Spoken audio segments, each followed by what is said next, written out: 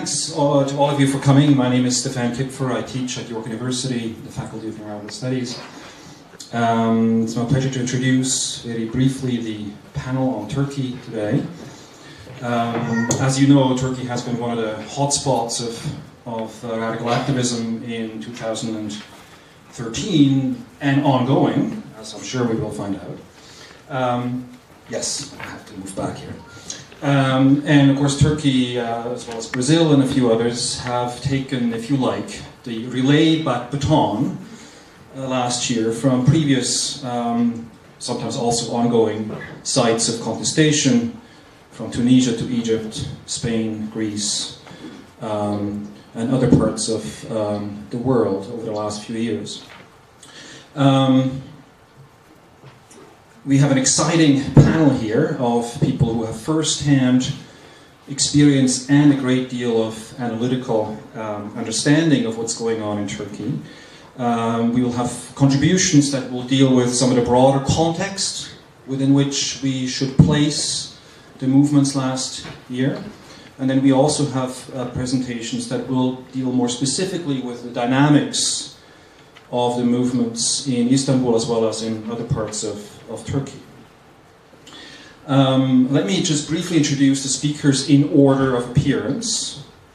First we'll have Sedef Arat-Koç, who's a professor at Ryerson University. Thank the Free Transit Committee and the Toronto Workers' Assembly, the Center for Social Justice and the Socialist Project for organizing and sponsoring the event. We'll go as follows. We'll have 10 minutes each for each speaker, which should give us about an hour of solid presentations, and then we'll have plenty of time for comments, questions, and answers from the panel. So without further ado, Sedef, do you want to begin? Yes, thank you. It's a pleasure to be here. Thanks to everybody for coming. I would especially like to thank Stephen Kiefer for organizing this. And I also want to say that it's wonderful that this event is being held here, which is already becoming an institution in Toronto. I would like to just make a few observations and general comments. First, I would like to start with the question of what the movement last summer, which is generally called the Gezi movement, was all about.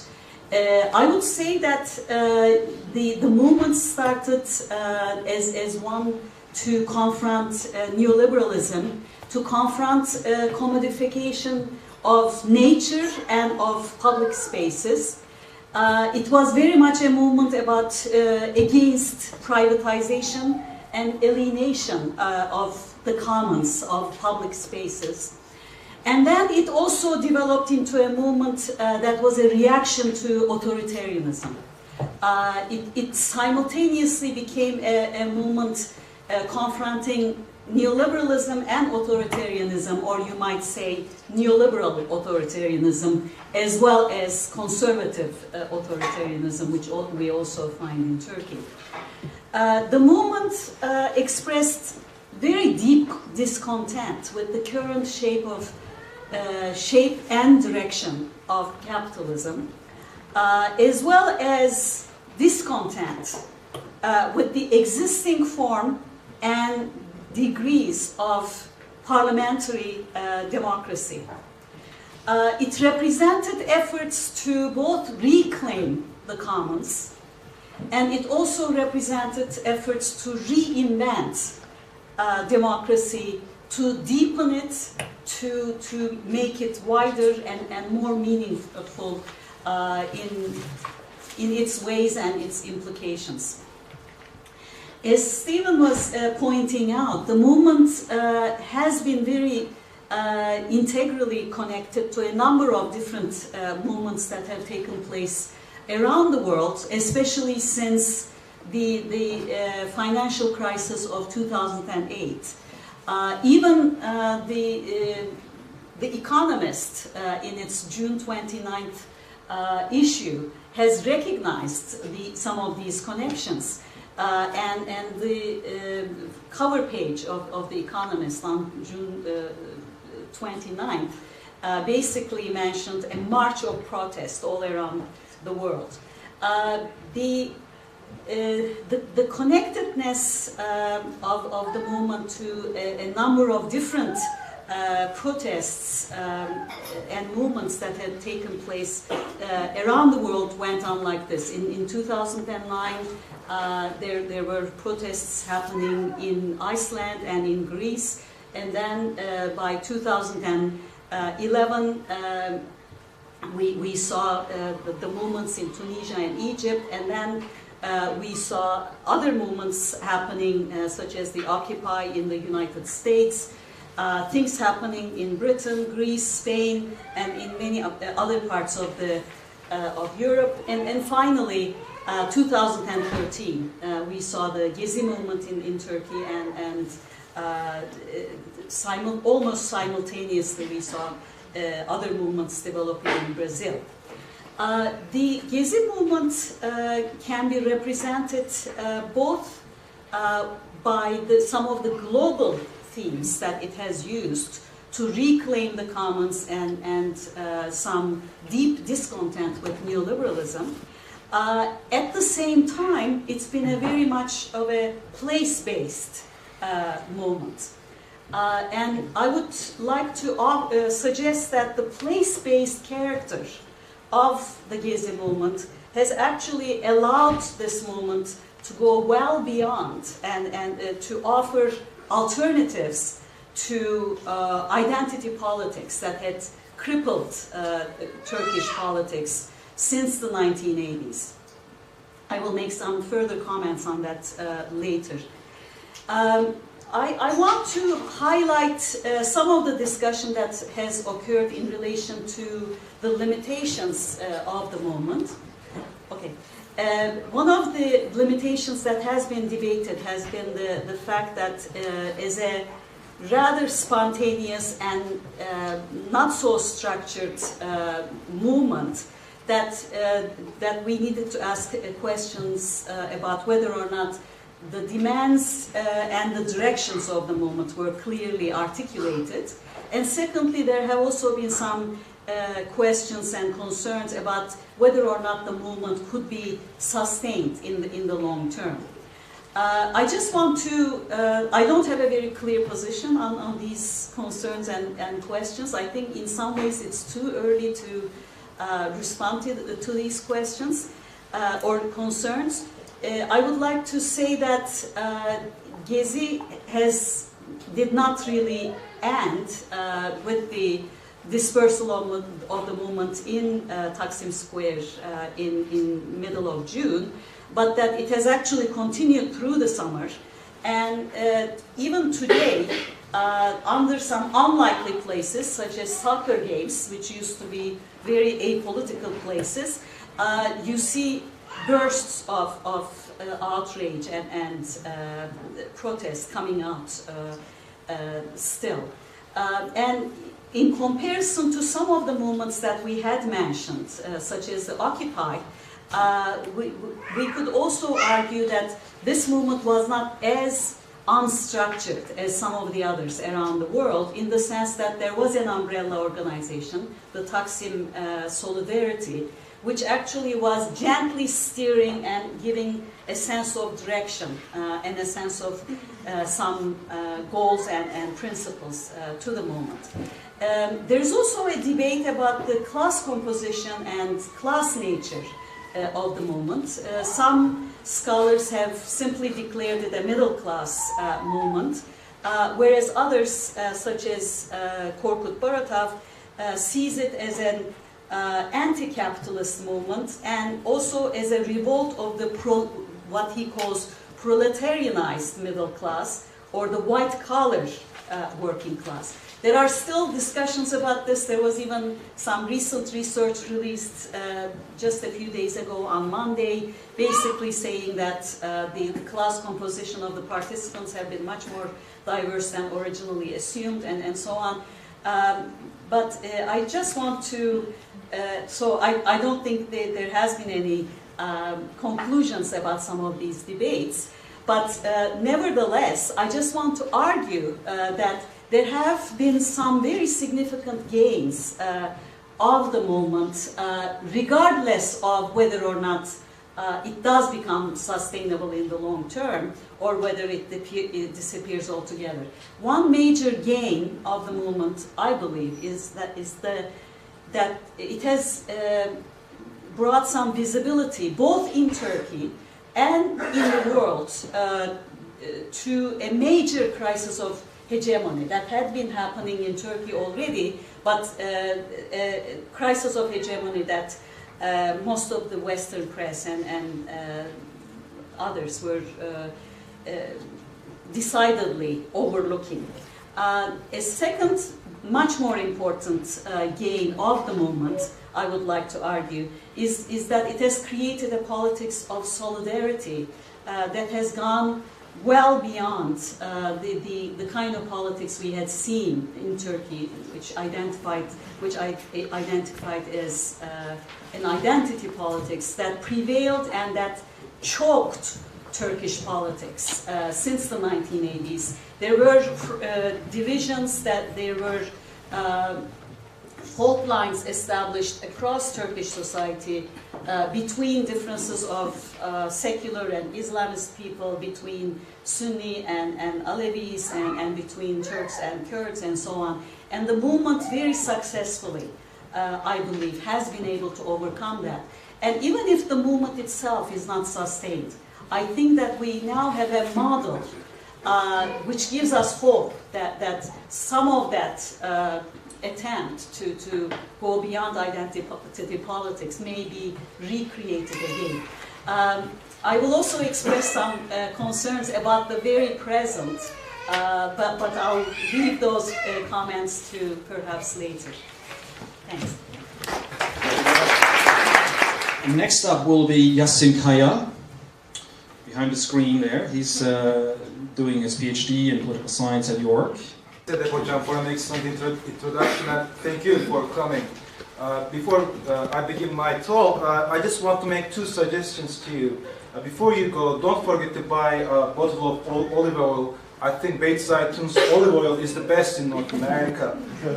And secondly, don't forget to buy your copy of Socialist Action, perhaps the best newspaper in North America. So, yeah, end of commercials. Let's let the show begin. Today, I will argue against two misconceptions concerning the Gezi movement that dominated the Western media. First, many argued that this movement had nothing to do with economy or capitalism. Against this view, I will try to show how the revolt was directed to the heart of capitalism in Turkey. Second, many argued that this was a middle-class revolt. I think this is analytically and empirically wrong. What we have here is not a middle class, but a working class revolt. Let me begin with the first point. The revolt in Turkey grew rapidly when the municipality of Istanbul attempted to replace an urban green space with a shopping mall. This attempt was a manifestation of Turkey's economic growth strategy and the way it has integrated into global capital in the 2000s. Let's see what this growth strategy was all about. Okay. Since AKP came to power, this is how the economy looked like. First, there was surging foreign direct investment and portfolio investment throughout 2000s. However, these inflows did not create employment. Rather, they contributed to a jobless and fragile growth. Why? Because most FDI went into finance and insurance sector, which do not create much employment. And increasing dependence on portfolio investment without making enough savings meant increased fragility of the economy against the dynamics of global capitalism. Now, currently, economy is at risk of a sudden stock crisis that may hit after a sharp decline in capital inflows. Second, domestic and foreign banks operating in Turkey use the inflowing capital to give out consumption loans, housing loans, and issue credit cards. Meanwhile, real wages continued to decline.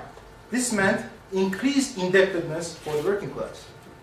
And third, credit boom increased household demand in particular and aggregate demand in general.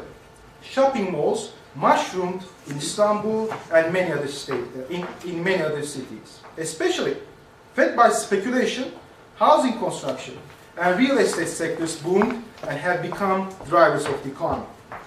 Last but not least, in this context, the AKP government sold public land to its favorite capitalists for their residential and commercial construction projects. Many industrialists turned this face to lucrative real estate and construction sectors as skyscrapers began to dominate Istanbul's skyline. In return, the AKP was financially supported by a crowded gang of capitalists. In this context, when masses said no to a shopping mall in a public space, essentially they were rejecting this whole capital accumulation scheme. This brings me to my second point, mainly working class character of the revolt. True, participation of the working class organizations was low during the protests. But this was not a difficult thing to anticipate. After all, labor unions are in decline since 1980s in Turkey. And union density almost halved during AKP's rule and now is the lowest among the OECD countries. And 2 of the 3 labor union confederations are strongly tied to the government via corporatist links. But the protesters were mostly members of the working class. Unfortunately, we don't have data that illustrates class composition of the protesters. Nevertheless, we can try to use existing data produced by many research firms and agencies to make our point. First, protesters were young. The average age of the protesters were 28, and 68% of them were between 20 and 30. 1/3 of the protesters were students. Were these rich students or poor students? Are they from bourgeois parents or working class parents? We can't say for sure. However, I think we can assume that these students will soon become workers or will join the army of unemployed after they graduate. As potential workers or unemployed, then the students constituted an important portion of the working class presence in the protests. Second, a famous research agency estimates that 52% of the protesters were wage earners, and only 7.4% were professionals working on their own accounts, like lawyers and accountants. Another research company found that only 3.1% of the protesters were business owners, small or big. Yes, wage earners or workers dominated the protests. But which segment of the working class was there? Let me try to continue the existing data. 56% of the protesters had university or higher degrees, 56. This ratio is only 12% in Turkey. Against this data, in the context of this data, I think it's safe to say that young and educated workers were the leading class segment within the wage earners. Are young university graduates better off compared to the other workers? No. Young university graduates earn around national average. Now let's ask which segment of the working class was not there, or which segment's presence was limited. First, according to the International Labour Organization, informal employment in Turkey is almost 1/3 of all employment. So 1/3 of all employed are informally employed. Were 1/3 of the workers among the protesters informally employed? No. So we can note that informal workers were underrepresented in the protest. Second, the ratio of the unemployed among the protesters were only 6% according to the surveys. Whereas the official rate of urban unemployment rate is around 19.4 for young men and 26.5 for young women. Therefore, unemployed were also underrepresented in the protest. In short, the lower segments of the working class was underrepresented in general. But why is that? The misery of the working class in general in Turkey hit the fan during AKP years. Real wages declined as unemployment rate increased. However, AKP's anti-poverty and social policies helped it to take the consent of the lower segments of the working class. Hence, its election success. Under AKP's rule, since 2002. First, minimum wages increased more than the average wages. Second, relative poverty rate declined from a level of 18.5% in 2002 to 16% in 2011. And third, with the transformation of social security system in 2006, poor and informal workers' access to health services arguably increased. However, as a critical researcher aptly states, quote, the source of this redistribution was income scrapped from the organized blue-collar and white-collar working people, rather than taxes on corporate profits and the rich. End of quote. Let me finish by saying this. The dire need and the very real possibility of turning capitalist attack around on AKP's post, urgently needed, is to unite all segments of the working class with an anti-capitalist political program. This should be accompanied by an international solidarity. Therefore, we need your support. Thank you.